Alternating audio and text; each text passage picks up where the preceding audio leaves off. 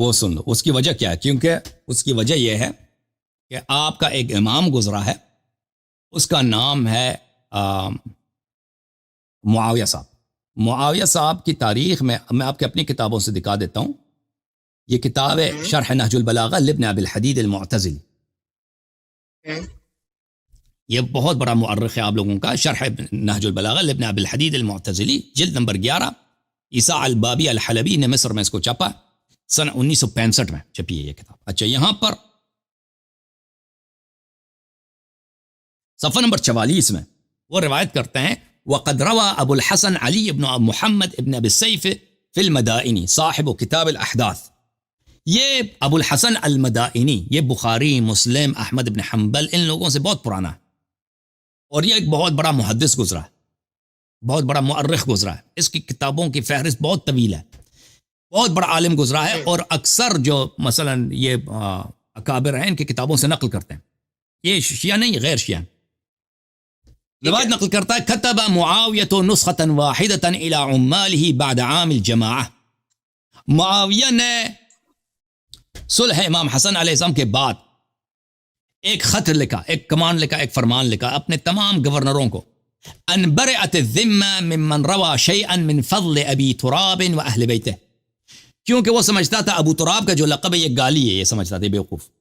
کہتا اس نے خط لکھا کہ جو بھی شخص ابو تراب یعنی علی ابن ابی طالب علیہ الصلوۃ والسلام امیر المؤمنین علیہ السلام کی فضیلت میں یا ان کے اہل بیت کی فضیلت میں کوئی حدیث نقل کرے تو اس کی ایسی کی تیسی، اس کا خون بھی مباح ہے، اس کا جان و مال بھی حدر ہے، ٹھیک ہے نا، اس کی کوئی پروٹیکشن نہیں ہے. اچھا، فقامت الخطباء في كل كورة وعلى كل منبر يلعنون عليا ويبرؤون منه ويقعون فيه وفي اهل بيته.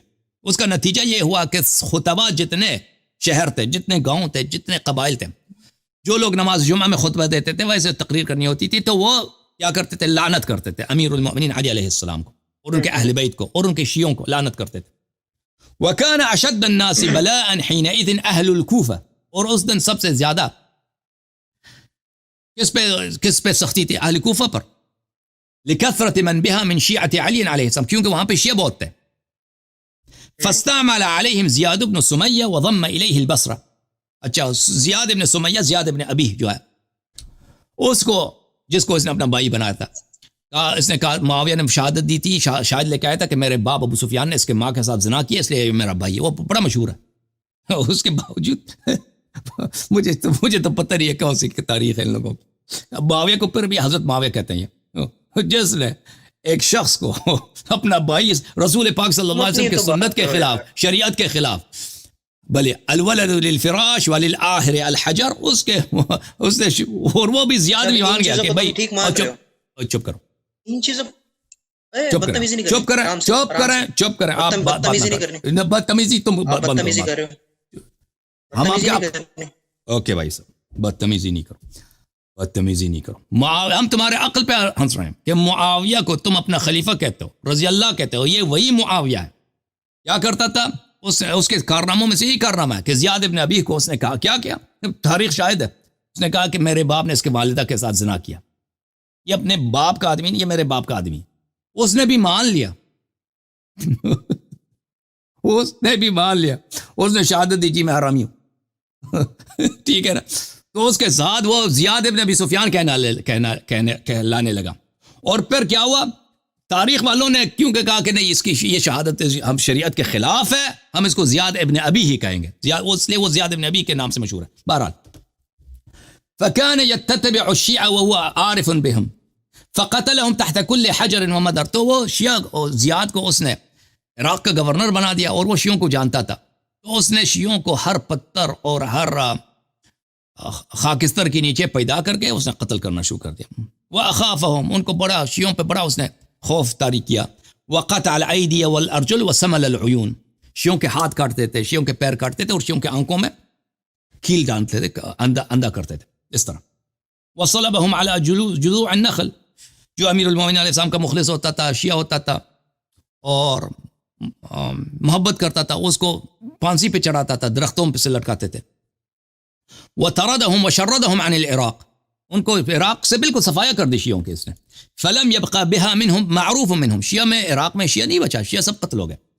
وكتب معاویہ الى عماله في جميع الآفاق، پھر معاویہ نے اپنے گورنروں کو سب ملکوں میں سب علاقوں میں اس نے پیغام بھیجا، فرمان بھیجا.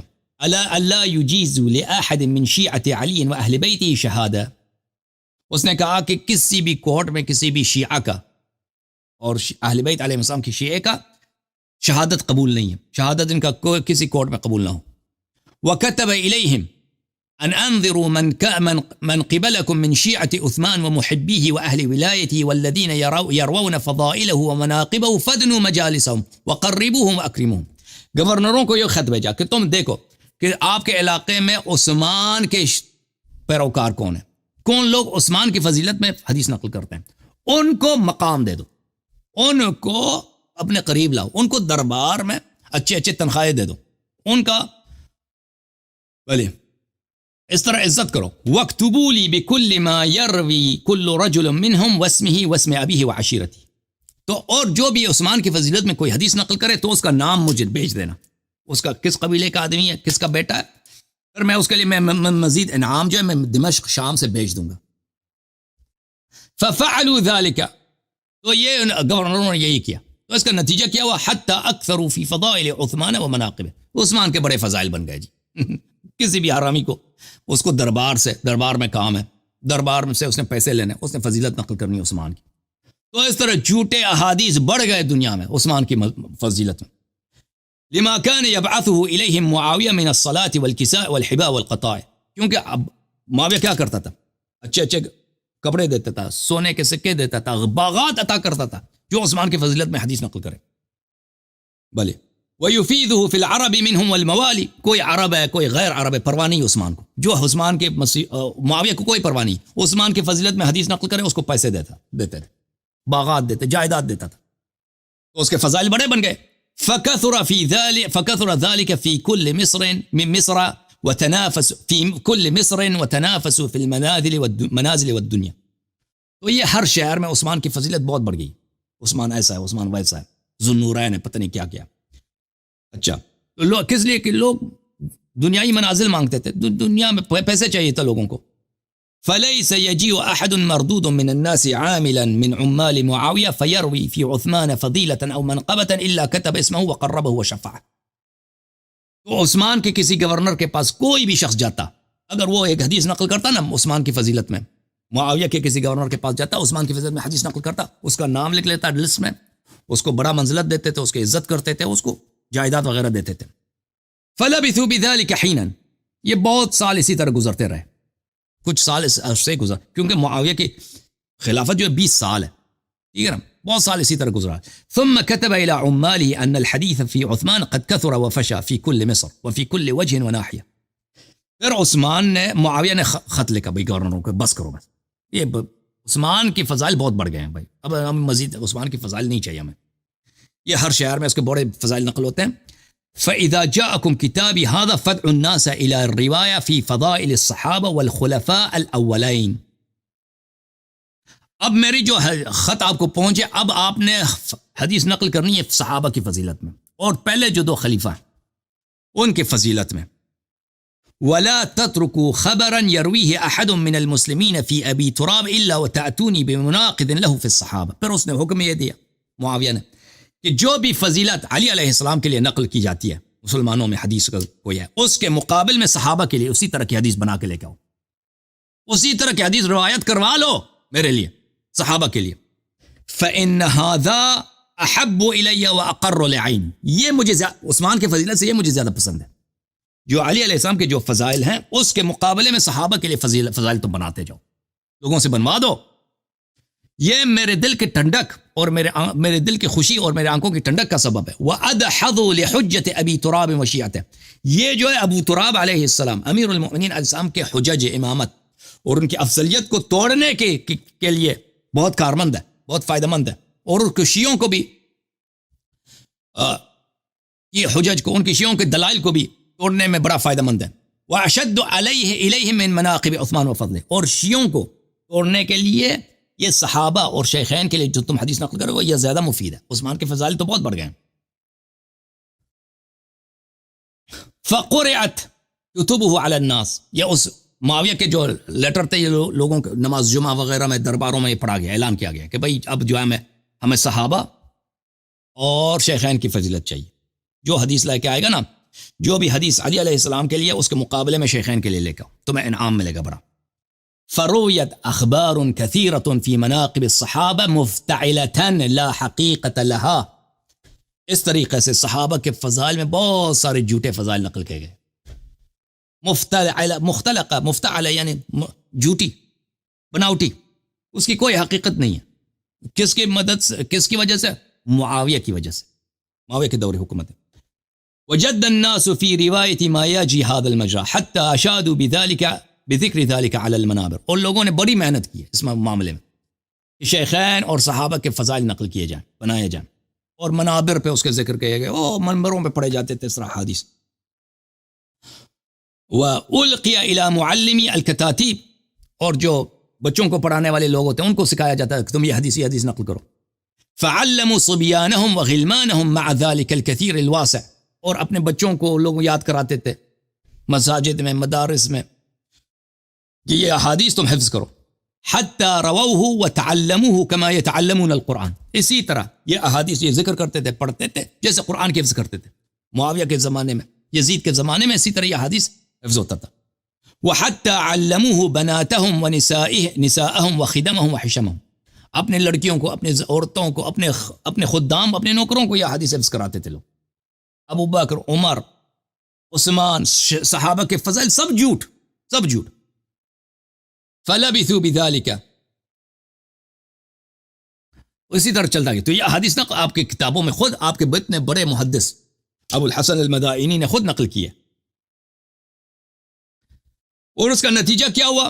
ابو الحسن المدائنی فرماتے ہیں فظہر حدیث کثیر موضوع و بہتان منتشر. اس کا نتیجہ یہ ہوا کہ بہت زیادہ احادیث، سب بہتان، سب جھوٹ، سب موضوع، سب بناوٹی نشر ہو گئے لوگوں میں. ومضى على ذلك الفقهاء والقضاة والولاة. صدیاں گزر گئی بھائی، پر بنی امیہ کی حکومت 130 میں ختم ہو گئے، پر بنی عباس، پھر کسی کو نہیں پتا چلا کہ یہ تو معاویہ کے زمانے میں بناوٹی جو احادیث بن گئی ہیں.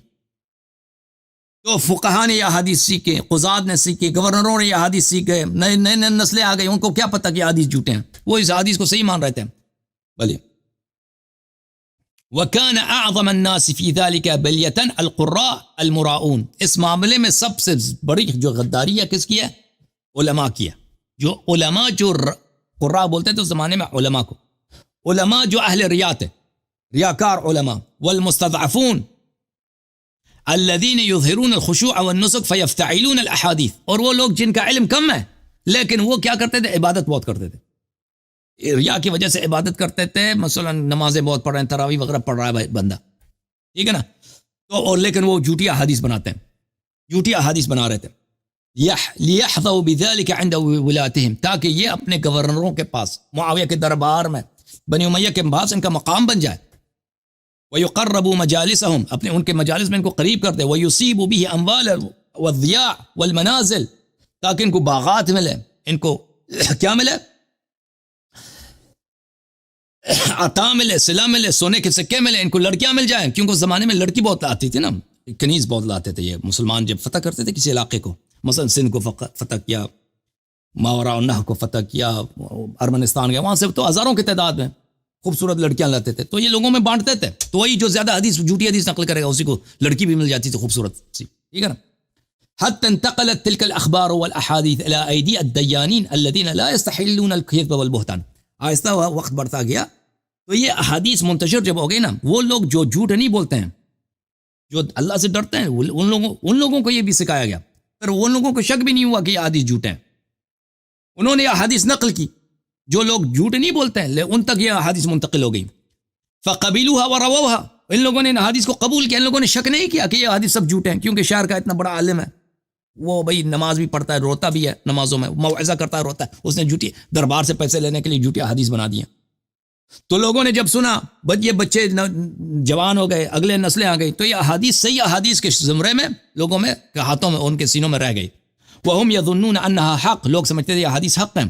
وَلَوْ عَلِمُوا أَنَّهَا بَاطِلَةٌ لَمَا رَوَوْهَا وَلَا تَدَيَّنُوا بِهَا، اور اگر لوگ سمجھتے تھے کہ احادیث صحیح ہیں، یہ کبھی اس احادیث کو وہ تصحیح نہیں کرتے، احادیث کو نقل نہیں کرتے، کسی کو پتہ ہی نہیں چلا. وولي عليهم الحجاج بن يوسف فتقرب إليه أهل النسك والصلاح والدين ببغض علي وموالاة أعدائه. پھر جب بہت سالوں تک گورنر بنا عراق کا کون؟ حجاج ابن یوسف.